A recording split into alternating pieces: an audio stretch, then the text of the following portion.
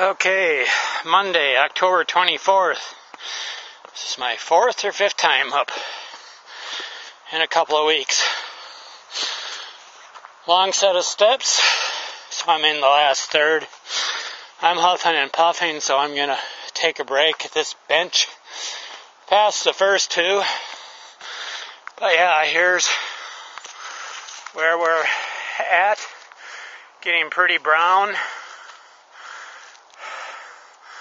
A lot of the leaves are bare now. It was real windy yesterday, so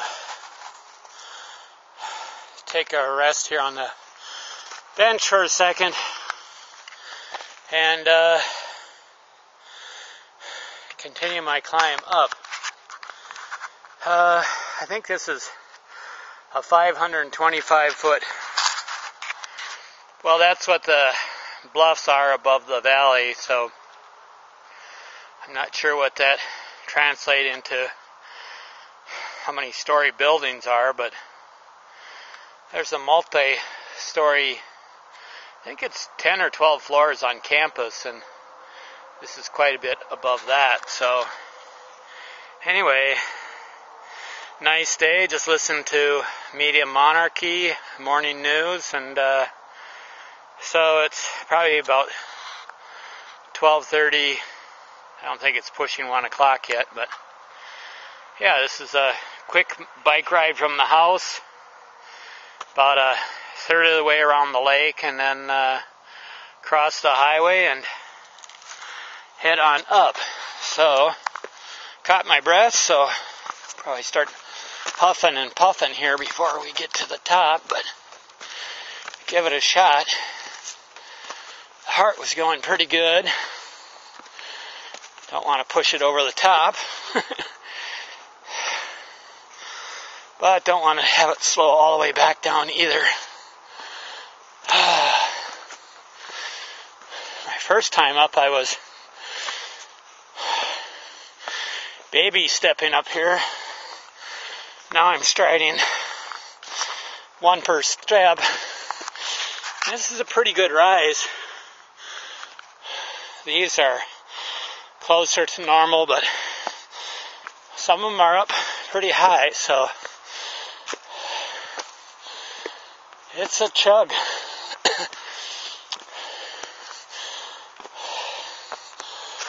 This is the first year that I've discovered this.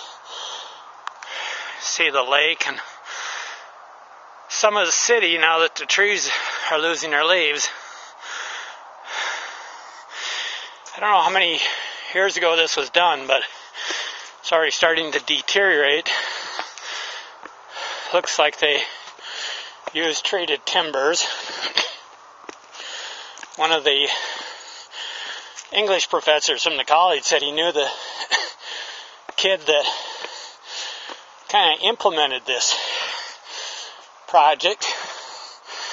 I don't know how much of it he did on his own and how much help he had, but pretty well done.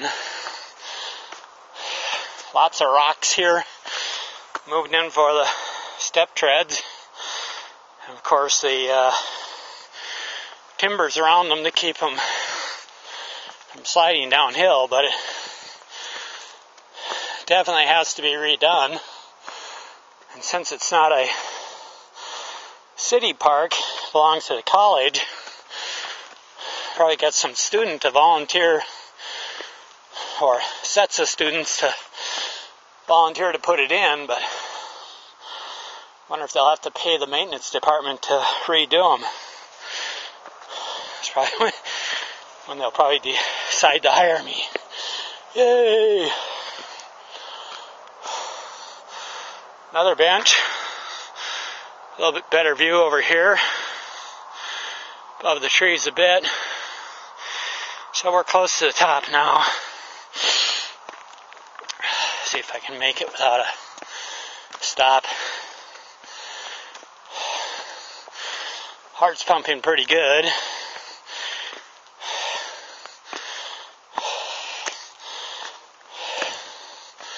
Steps are a little easier to take. Not quite as high of a rise. You can see that's like every 10th one now is missing its timbers. Oh, jeez. I think the end is in sight.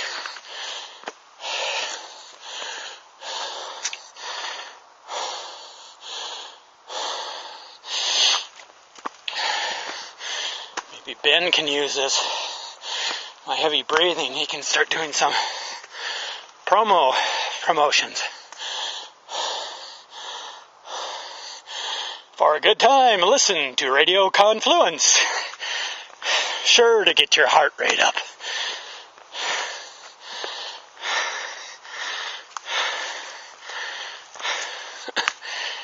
How was that, Ben? Maybe try to clip that out and send it to you. Oh my, I guess I did stop for a second. But we are at the top. Just a wee bit further.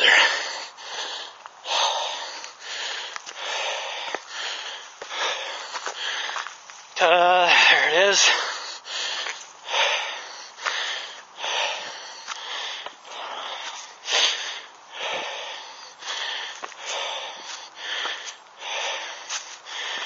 Oh my.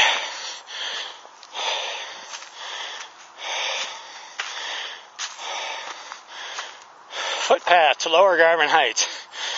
No bikes or motor vehicle allowed. Some people up here, I doubt that they walk though. So, quick pan of the area. Oh, another person just leaving. And your narrator. Breathing pretty good here. Don't want to lose it. Probably going right into the sun here, so keep this going. Oh my.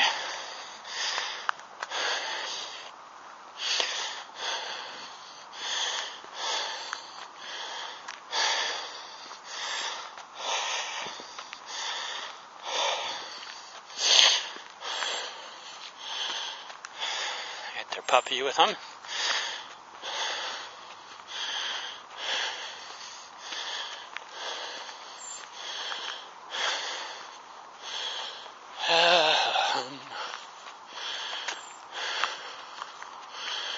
Okay, we got the one side the other day. Looks like it's a 2 or 3 sided sign.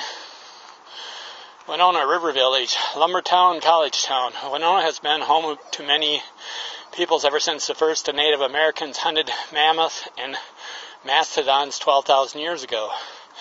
The Dakota and Ho-Chunk lived here until the 1850s.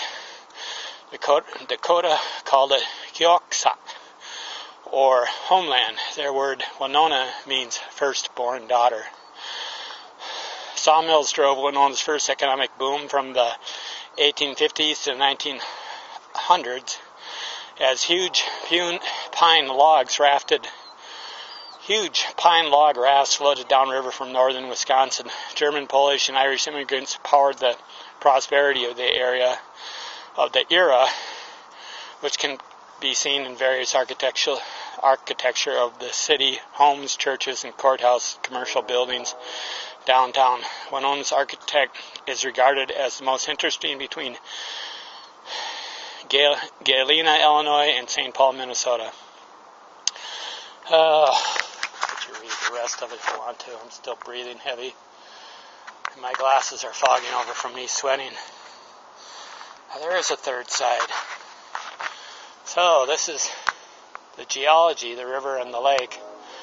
How old is the Mississippi River Valley? Standing at the overlook, 534 feet above the river, you are standing on a vast plateau looking down into the Mississippi River Valley. The valley was carved away by the force of runoff from melting glaciers 10,000 to 12,700 years ago. So, and picture of the original mountain that became Sugarloaf, and I'll see if I can get over here and take a peek at it. It's covered up by the other bluff. clearer sky today. Yeah, the Sugarloaf is over on the other side of that bluff.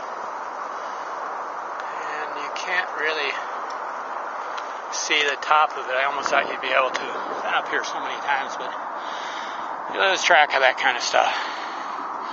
Calm today, really no wind, or very little.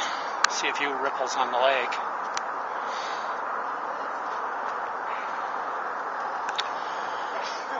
Okay, train moving through town. It's the only noise you hear up here. Even drowns out the highway. But I guess I head back down, fill out some more job applications, and continue this saga of mine. Thanks. That's all for today.